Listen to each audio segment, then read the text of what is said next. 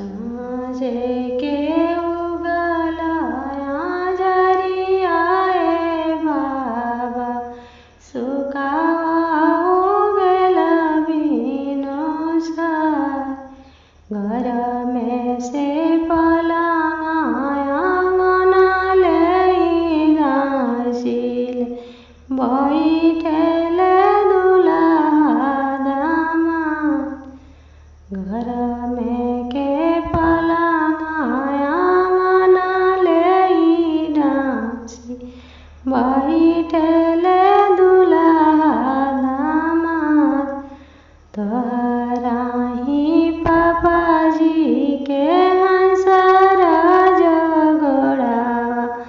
हुए हमारे अवध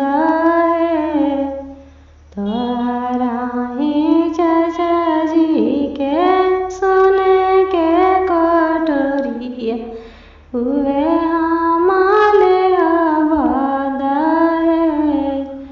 हमारा ही पापा जी के भैया हनी भैया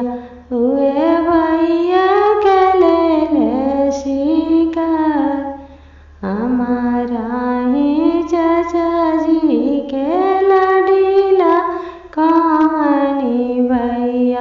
हुए भैया पिए ले दूध एतना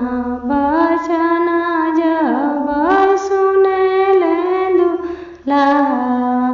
घोड़ा पीठी भले आसार एतना बचना जब